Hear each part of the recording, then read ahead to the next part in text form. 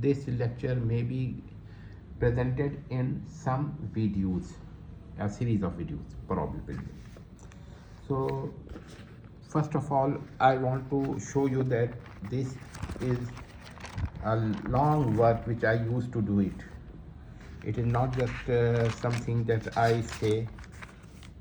First of all, I write everything and then try to read it, but even then I may commit some mistake, so please forgive me for any grammatical mistake or mistake in pronunciation. So Mu'tazilites and some like-minded people, refutation of Mu'tazila. So philosophers, Mu'tazila and some scholars of Deoband all are identities.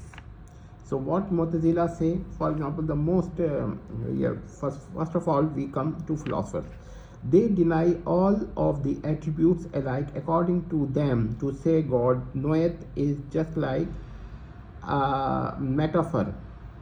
God doeth not know anything at all. Similarly, to say God is a knower is just a metaphor. God is not a knower at all. It is just a metaphor. God is power does not mean that God has power over everything. Or to say that God is powerful does not mean that God has power over everything, but that it is a metaphor. In extreme state, they even say that God is neither alive, just like, since it is a metaphor. Similarly, they say that there is no life in God, no attribute of God as life. This is just a metaphor. So extremists, even extremists amongst extremists, even say that God neither exists nor does not exist. La mawjood wa la madud. So this is absolutely incorrect idea, and they must not be considered to be any part of rational believers. Anyhow, first type of Mu'tazilites. So this is the first type of Mu'tazilites that I am going to show you. They opine that God hath attribute not as relative attributes but just relations. So an attribute is not a relative attribute, but an attribute is just a relation. In relation to knowns, the God is said to be a knower, and God is said to be knowledge. In relation to power, things in power, God is said to be powerful, or God is said to be power. But this and so on, and this and since this is just divine knowledge is just a relation, divine power is just a relation.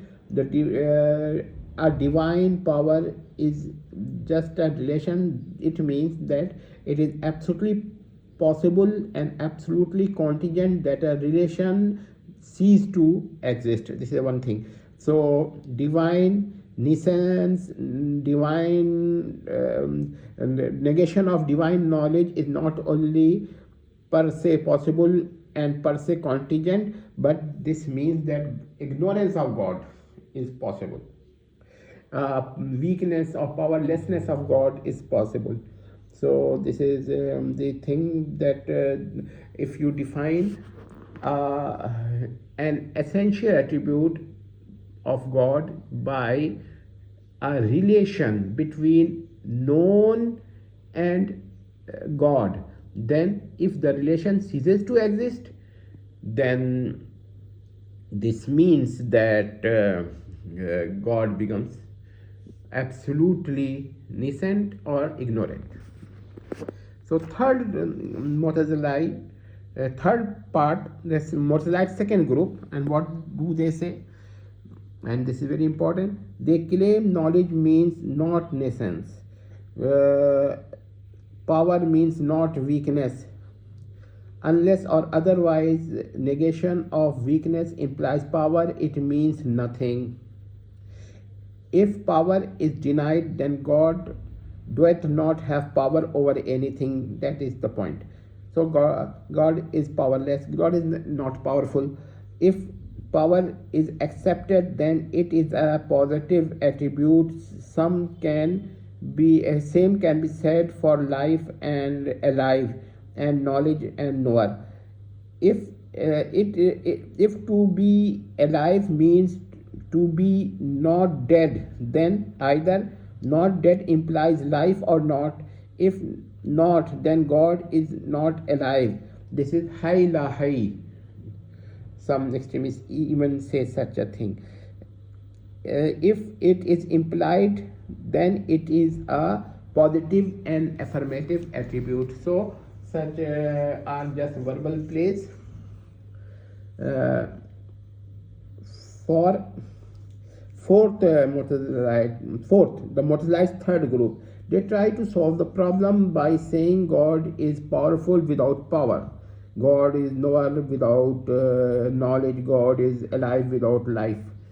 But if God is powerful negates divine power, then there is no power at all, implying God is powerless and weak. So if you say that there is no power in God, not even it is identical to God, then God is powerless. Then it is incorrect that God is powerful.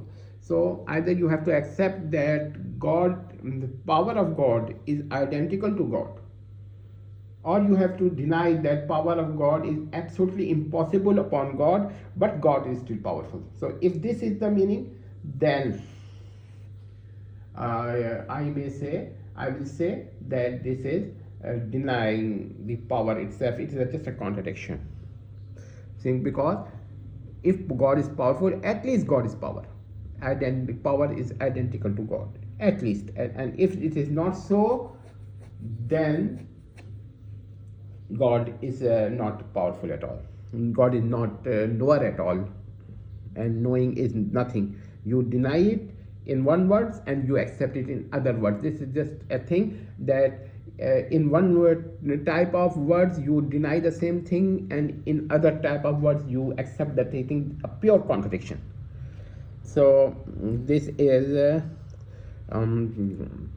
another problem. Now we come to the third, another problem of some scholars of Deoband and Fadlul Haq of Khairabadi. They have gone to an extent, and we will read this as some other cases. Once more, I want to say that there was Abu Huzail who said that knowledge is identical to God, but God is not identical to knowledge. So this is nothing. He is denying one thing and accepting one thing. We will discuss such a thing while refuting tazilah and like-minded people. They still exist, and this is very important to know that what Ashaira and Māturīdī said, it is the most balanced thing what they believe. But what these Māturīdī believe, this is nothing but wordplay. You say a thing, accept a thing, and you deny a thing, and this is a pure contradiction. But in order to save your face, or to put something that one cannot see the bare contradiction, the absolute contradiction, they use different type of words, and some do not understand what they are doing. So this is the thing, and Māturīdī are refuted. Now we come in the next lecture and see what some scholars of Deoband and Fazlul Haq Khairabadi said.